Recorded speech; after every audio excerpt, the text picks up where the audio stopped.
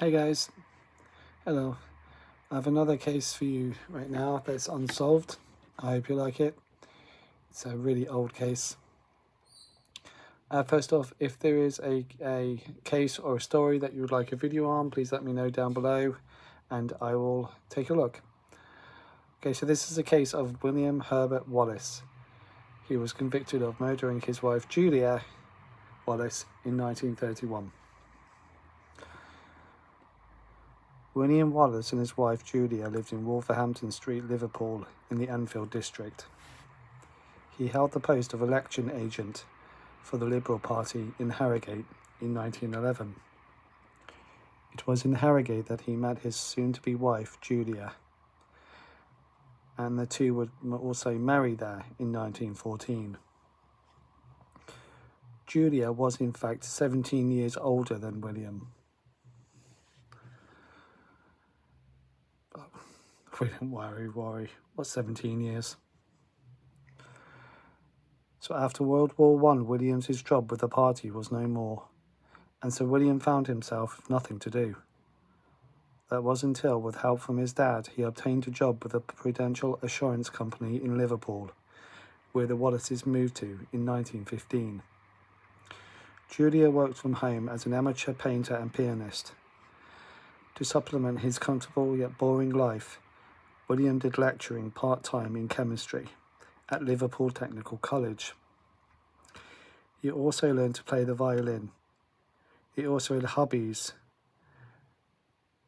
botany and chess. He would play the violin and Julia would play the piano at the house of an evening. Happy so far? Okay, good.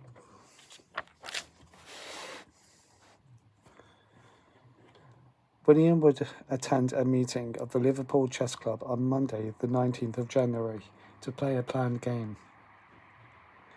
Now, William was classed as an okay player, nothing great. Well, then I can't play chess, so moving on. While there, he would be handed a message received by phone just 25 minutes before he got there. The note asked William to call at an address at 25 Manlove Gardens East at 7:30 p.m. the next evening to discuss insurance with someone calling himself R.M. Crowtrew. The next night, after tea, and kissing his wife Julia goodbye, William set out to find 25 Gardens East, and so making his way by tramcar to the south of the city. And despite taking two trams, asking two different drivers, and also passengers, there were no Gardens East. Now, William spoke to a newsagent asking where is Manlove Gardens East. Later, the newsagent, Kathy Mather, would again say 25 East did not exist. So then William asked a police officer the same question, where was Manlove Gardens East? Though again was met with, it does not exist.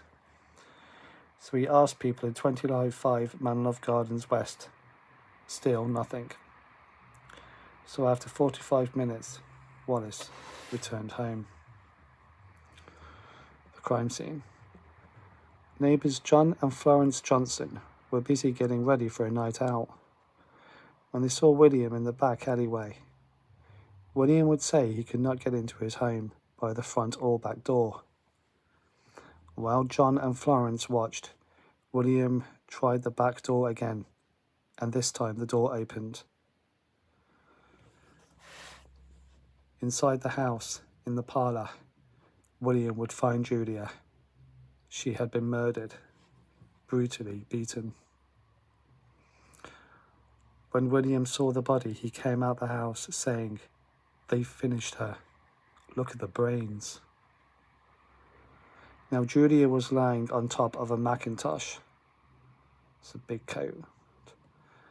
And there was blood everywhere, though no effort had been made by the killer to wash off the blood, and so would have been covered in it. Although no direct evidence against William was found, he was asked to attend CID HQ every day and asked if he and Julia had a maid, and why he subsequently asked the man who had taken the call at the chess club to be specific about the time. Apparently, Wallace had asked him again and again about the time. And had he spoken to anyone in the street after failing to 525 Manlove East? Now, the phone call. Mr. Queltrew, who made the call, asked to see William directly. He also said he could not call back as it was his daughter's 21st birthday and he was very busy.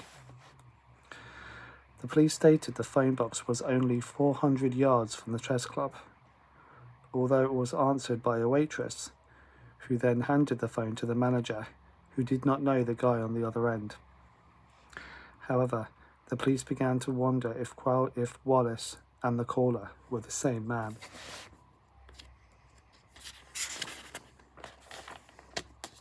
The defence. William's defence team carried out 2 tests that showed someone could have boarded the tram and made it back to the chess club where Williams did. Having made the call. One important witness was a 14-year-old milk boy, Alan Close, who said he delivered the milk at 6 o'clock, and at this time William was home, as one account had William open the door to Alan. Plus, the postboy saw Alan at the house. Though in order to fit in with the timelines and sightings of William, he needed to be there around 50 minutes later. That way William would have the time to murder Julia and catch the tram. The defence then said it was possible for Wallace to arrive at the same time by boarding the tram at the stop he said he used, nowhere near the phone box. Ultimately, the prosecution could not afford any evidence to controvert Wallace's assertion of when he boarded the tram elsewhere, and that he didn't make the call. The run-through. Police also were convinced William could have had time to murder Julia and still have time to arrive at the tram stop by getting a young officer to run the route. Now remember, Wallace was older. He was 52. Could he have run from his house to the phone box and then to the tram? Although later, the time of death was thought of as around 8 p.m, though later became just after 6 p.m, though nothing led support to this. Wallace consistently denied ever murdering Julia. However, despite this, William was arrested and charged with Julia's murder and stood trial at the Liverpool Assize on the 22nd of April 1931.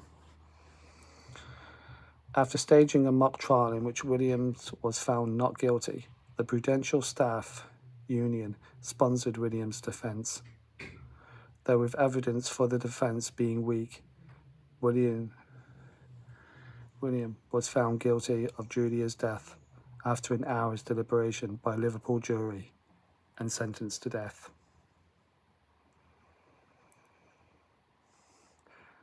In a statement, F.J. Selfried,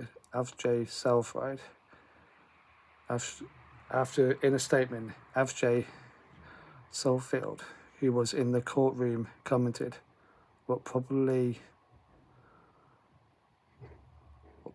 harmed Wallace most was his extraordinary composure in the courtroom. Shock, callousness, stoicism, confidence, we shall never know. In an unprecedented move, in May 1931, the Court of Criminal Appeal crushed the verdict on grounds it cannot be supported, having regards to the evidence, and Wallace was set free. It meant the jury were wrong, and there was no evidence against William. No other person was charged with Julia's death, and the case remains unsolved.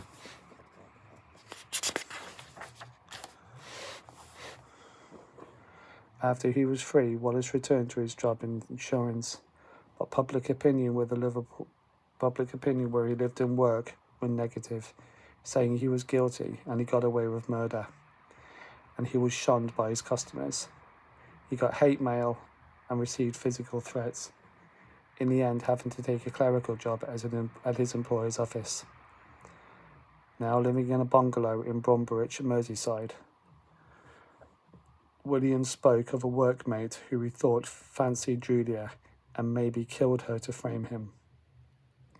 Another testimony from a work colleague from 1981 said Wallace declined an operation which may have prolonged his life. In February 1933, less than 2 years after the appeal, and still employed with the Prudential, William Herbert Wallace died, aged 54, from uremia at the Chathers Bridge Hospital. He was buried in Anfield Cemetery next to his wife, Julia. And that's it. The case does remain unsolved. You can find this. You can actually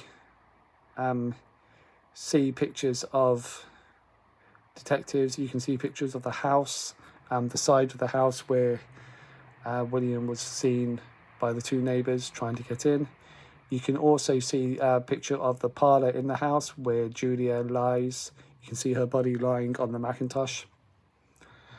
One of the theories is that she was sat up on like a chair there.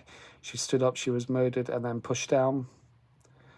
There's blood all over the fireplace, all over the mirror, pretty much everywhere. You can see this on the photo. I don't know how, I don't know if somebody killed her. One of the other theories is that William was naked and that he used the Macintosh. He wore the Macintosh over his body to kill Julia and then laid the Macintosh on the floor, moved her body there. Yeah, that's possible as well. That's one theory.